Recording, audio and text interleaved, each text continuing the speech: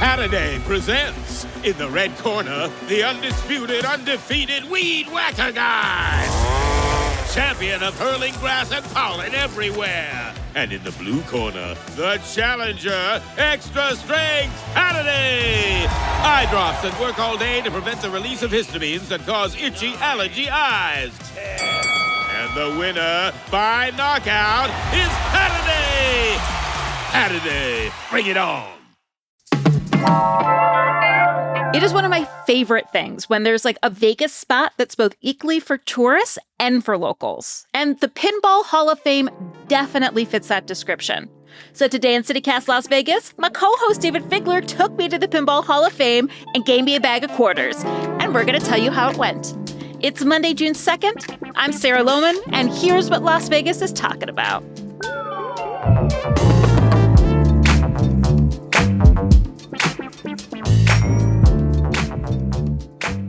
Dayvid, you convinced me to go to the Pinball Museum. I wasn't so into it. You sold me on it. It's literally my favorite place in Las Vegas. Of course, I had noticed it before, and I love its like graphics of its location. Like it's just so well, the signage is so well done. I know it's a minor thing, but fonts thrill me, Dayvid. Certainly the signage of the latest iteration of the Pinball Right. Hall of Fame is quite impressive. Yeah. Not just the giant pinball written out, but the sign itself. Yeah. Yeah, the sign out by the road. So I know that this isn't like this is the latest version of the Pinball Museum, but there have been many before. Can you tell me a little bit about the origin of the Pinball Hall of Fame?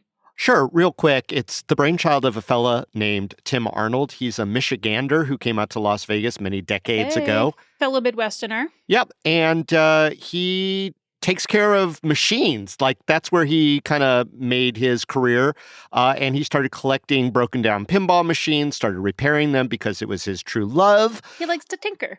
He tinkered and collected and moved out to Vegas. He built himself a bit of a warehouse behind his residence, which was over on the east side, over kind of off of Annie Oakley-ish. Mm-hmm. And he would just have these, what he called pinball fun nights, literally at his house. And he would raise money for charity. His charity of choice is Salvation Army.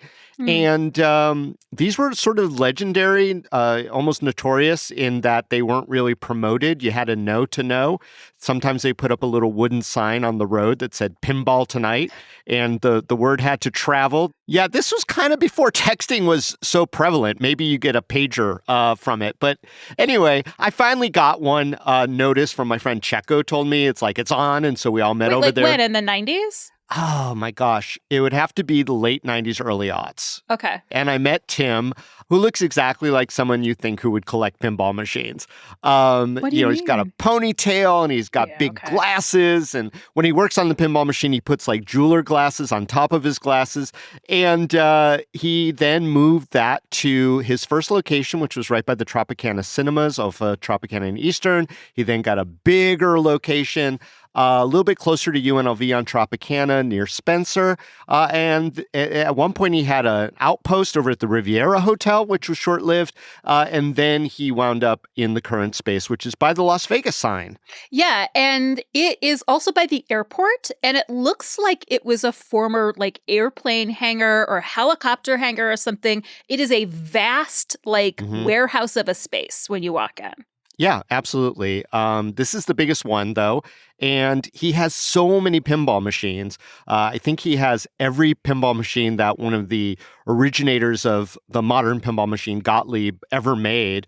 He doesn't even have them all on display, but the ones he does have on display, if he has them in working order, are available for people to play on. I mean, that's very different from most museum-type spaces. That this really does encourage hands-on. And quarter jumping. It's like, it is definitely, it is a museum. He calls it the Hall of Fame, but it is a museum as how it should be. Like, I always get frustrated when I'm in spaces where the display is something that is to be used, but it's off limits. And so, these machines get banged up. They're not always in functioning order, but there are literally hundreds of pinball machines from now back to the 30s were some of the earliest ones we were looking at. And you were showing me the different tech. Yeah. But it's also not all pinball machines either. Right. The modern pinball, as we know it, really didn't come into existence till 1947. That's when they introduced the revolution of flippers, if people know what a pinball machine looks like. These are little buttons you push to knock the ball up and keep it in play. Prior to that, pinball machines were kind of, I don't know, they were categorized as games of chance because you just sort of would plunge the ball and it would land where it landed. And that actually led it to be deemed in many places a gambling device. And you could rock the machine as well. Yeah, if you wanted to. It's kind of like one of those handheld ball maze games from when I was a kid, but full scale. And that's actually I didn't realize. That's really the origins going back to, lawn games on Europe, where they would manipulate sort of balls through wooden cabinets and things of that nature. Anyway, in 1942, pinball got banned in New York City because it was deemed to be a gambling device. And that ban was not lifted in New York City until 1976. Oh, wow. Yeah. So no wonder. So this does have this Vegas connection other than just being here. You could have played some good pinball here. Yeah, but, at the end of the day, it really is a game of skill, and that was proven in New York, and I think it's proven in its popularity, is that it's not just fun, but if you're good at it, you can actually have a great time keeping that ball aloft for a really, really long while. So it's super nostalgic there, even for me, because, you go in with your dollars and get change or your bag of quarters like you have, David. You tell me that, you keep a bag of quarters. For that reason. Yeah. And when you need to, reconnect to joy, I don't think you use those words. No, that's about right. Yeah, you go to the Pinball Hall of Fame. So, there's just so many directions I want to go. One is what I loved about walking through this space, which is just 6 or 7 long rows of machines, is that it really is this intersection of locals like us, but families who are on the strip for some reason, coming in and doing something together. And we witnessed this very serious showdown. Do you remember this? Between millennial-aged dude and a 12-year-old boy. Yeah, it was a table hockey game. Mm-hmm. And they were not related. Their separate friends and families were behind them, silently, cheering. Everyone was cheering. But there was so much joy in this moment and in the focus of these two players and bringing together these different communities. I loved it. Is that something that you feel when you go in there, this sort of intersection between the outsiders and the insiders coming together? Yeah, it really is a way for just people to connect over these fun, older school games, if that makes sense. Analog, mostly, yeah. More or less, where you're actually feeling the character that you're manipulating with a little lever or a pulley or whatever, doing something, and you get that visceral feeling of the actual ball hitting, in that case, the hockey game, the representation of a hockey stick. And they were loving it. And I have never been, and I've been to every location of the Pinball Hall of Fame dozens and dozens of times, if not hundreds. And I always see a wide range of locals and tourists just sort of interacting, and all ages. All ages there. It's really awesome. And Big Eye Wonder, because it really is an impressive place because of the sights and the sounds. It is a, stimulation simulation. It's so overwhelming. Great. Yeah, it can be. It can be loud, even though they have a big sign of rules up there, which, maybe you want to talk about all the rules that were listed for being in that space. And one of them is just kind of interestingly, no yelling, no shouting. It is such a loud place. And people did, because as you pointed out, they don't want people to add to the cacophony.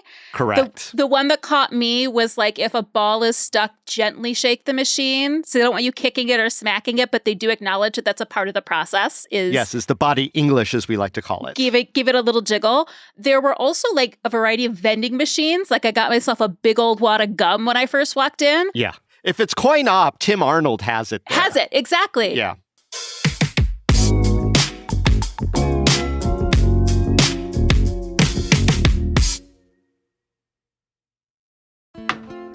Hank's the family fixer, always with his tool belt. But living with prostate cancer, he needed help. He asked his doctor about Xtandi and enzalutamide.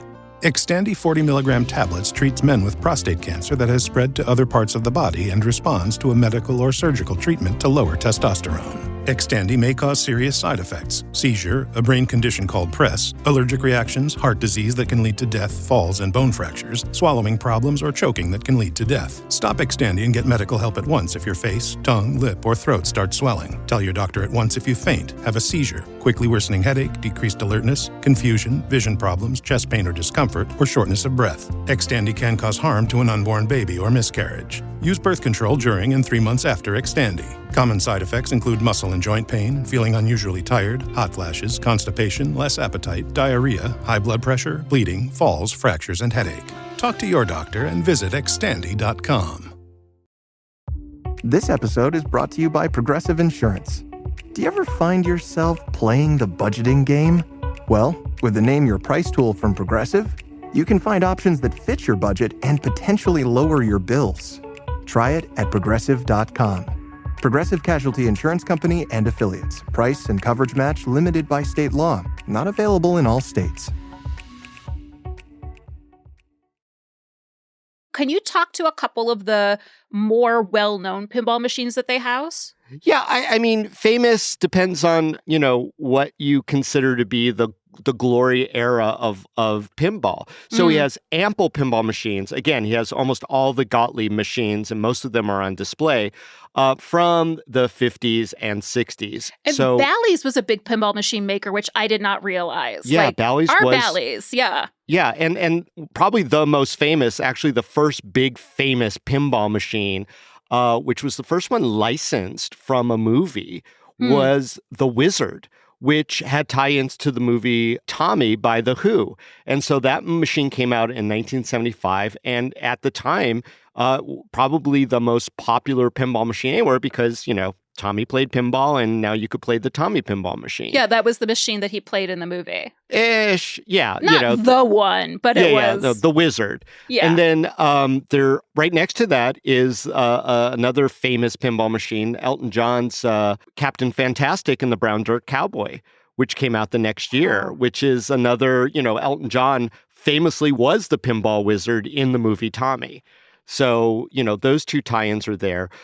There's also the old school Kiss pinball machine that has sort of an 8-bit Kiss song repertoire. When you go through it, it's kind of cool that you sort of hear the Kiss songs in that digital electronic way. We played this boxing game that a lot of the voices were recorded by improv stars from the 80s and 90s in Chicago. Yeah, Chicago is a hub of pinball machines, and so there's a couple of pinball machines there that have improv actors on it. And what was really cool is that in the digital display, they listed all the names, and some of them were fairly familiar. Scott Adsit, who played Pete Hornberger on 30 Rock, the producer of the TV show. He had some voices in Championship Pub, which is one of my favorite pinball machines. It's from the 90s. Then there's another machine there, Medieval Madness, that actually has the voice of Tina Fey on it, playing one of the wenches. And the boxing one had, in the art, it incorporated a portrait of Chevy Chase, which is Chevy so Chase random. showed up in the art. A lot of the back art, and we did note that there was some really beautiful back glass on these pinball machines. Gorgeous. That just absolutely stunning. Although a lot of it, what would you say, maybe a little sexist coming from the 50s and 60s? I was just thinking, well, first of all, I'm going to put some of these images up on my Instagram and CityCast Instagram so people can see. But one of my favorite moments was rounding a corner into basically an alley that was all these 50s and 60s machines that had this sort of neon, really abstract, pictures of people, but in the graphic style of that time. And I just think it's so beautiful. I will note that there were things that I was sad weren't running. For example, I don't want to go too in the weeds on this history, but there's a very famous vertical pinball machine, of which there were only 3 made, that was unfortunately not operational. Pinball Circus. Pinball Circus. I'm so glad it's on the floor. It was really cool to see. But obviously, since these are old machines that are being actively played, they're not always working. So do you have a sense of what it takes to keep these machines running? Well, there's different generations of pinball machines. So the original electromagnetic ones, and then the electronic ones, and some of the digital stuff. I mean, it is highly skilled labor. And Tim is very, very good at it. In fact, there was a time when I think he had a side hustle making videotapes, this is how far back that goes, of him fixing these pinball machines. Oh, that's cool. He was so good at it. And I know that he has trained what has become a veritable army of volunteers to help fix these machines. But I'd imagine that some of the parts are a little less available, especially for machines made in the 40s and 50s. Maybe you have to machine them yourself. Yeah, and so I think that's happening a lot, or a lot of makeshift solves to get those pinball machines operational. And then they are kind of fragile. And like you stated, people push them around a little bit. That's part of the fun. You hope that people don't go too far with that. But, they are vulnerable. And so, hopefully people will use their better judgment. So someone is planning a trip to the Pinball Museum, which is easy to do. We were there a couple hours, had a great time, right? Got tacos at Town Square after. What are some of your tips for getting the most out of your experience if you're going to the Hall of Fame? Well, I think that the best thing to do is kind of walk around the property first and see what catches your eye. There's so many different machines there. There might be one that you didn't realize was there, and then you kind of run out of your own time. I mean, you have to give yourself a time limit how you're going to be there. You could stay there all day and then just become bleary-eyed and finger numb. But I think another fun thing is that there are people who are so good at the machines, I like to think myself included, that we just leave games for the next person to be able to play. You're going to catch a free game here and there, or leave it for the next person. You put your quarter in, you get 3 plays, and someone might leave you 1 play. Yeah, but also just be very mindful and don't be upset if a machine isn't working. You might play a machine and you get a ball stuck and it's just never coming back. You could abandon your quarter. You don't need to be a Karen and yell at them because you just lost a quarter in a machine, or even 75 cents, If you are bringing kids there, keep an eye on them. It really is a family-friendly place, but it's not a babysitter. And it's not a place where screaming kids are particularly welcome. They will sweat you. So make sure your kids are behaved and that they learn that, there are some rules. Make sure your kids have clean hands. There's sticky hands. The sticky hands, even though there's little gumballs and candy in a lot of the machines. Keep in mind, neither David and I have children. Yeah, exactly. While we're screaming about your sticky hand children. Well, it is a museum on a certain level, too. Yes. Look for the machines that have the little note cards on it. They'll give you really cute insights and historical insights about some of the machines. The little historical signage. I love it. Not every machine has them, but the ones that do, it's a blast. Yeah, totally. So executive producer Sancho Swanson wants to know how many quarters you should bring for an hour of play. But my reaction to that is that depends on how good at pinball you are. What do you think, also David? What you want to do. Like if you want to go to one of the machines that has little prizes in it, it's going to cost you a little bit more, especially if it's a skill machine like, a claw or something of that nature. I think you could absolutely positively have a really fun time with $10 at the Pinball Hall of Fame. There's no cost for admission, but you can go crazy. And again, Tim gives all of the profits to charity. Yeah. So it's a nice thing on top of everything else. And that's why I say don't complain if you lose a quarter. Just go to the next machine and put a quarter in that one. David, this museum is like your special place. Like, why is that? Why is it so special for you?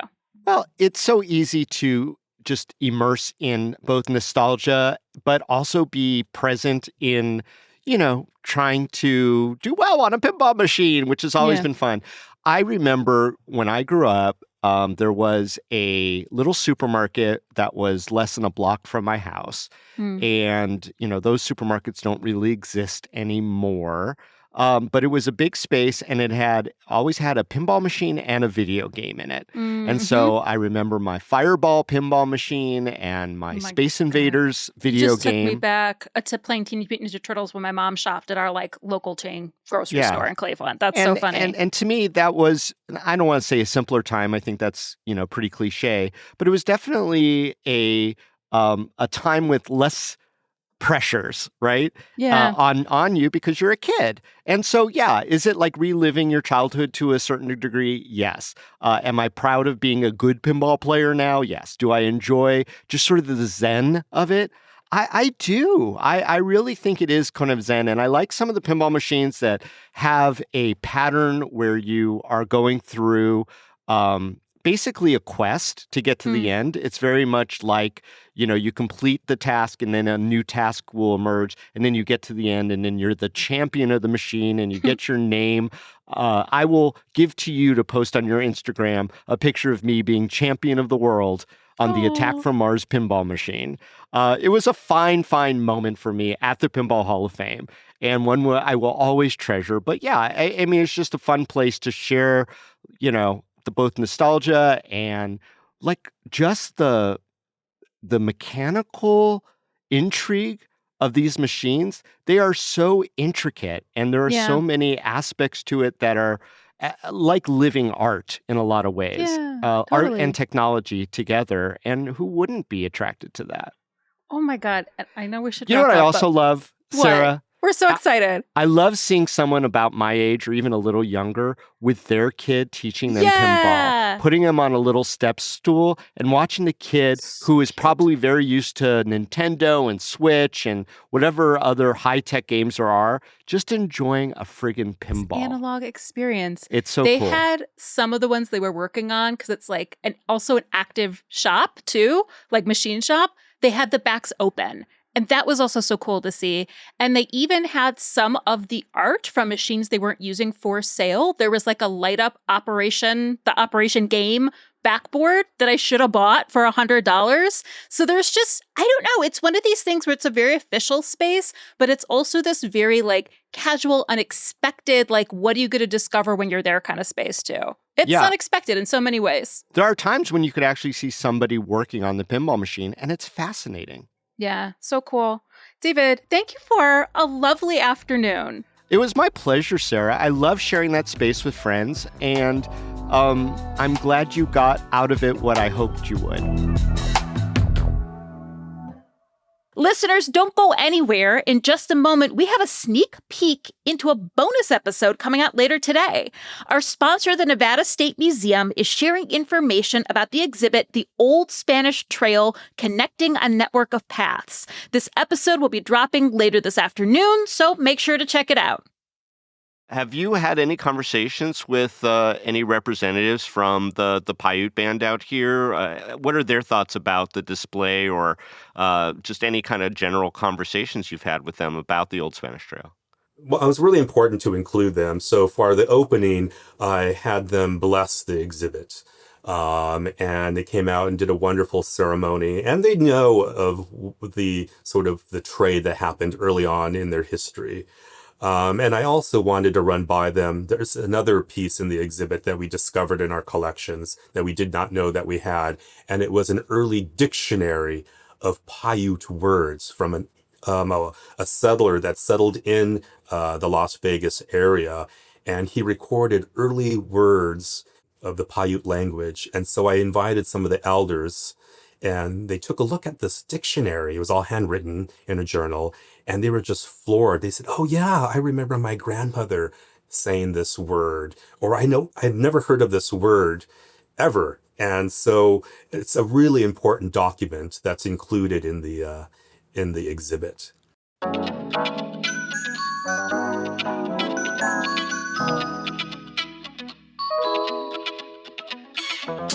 And that's all for today here in CityCast Las Vegas. If you enjoyed this show, why not tell a friend? Take them to the Pinball Hall of Fame. While you're at it, rate our show, leave us a review, subscribe to our morning newsletter, and we'll be back tomorrow morning with more news from around the city. Take care.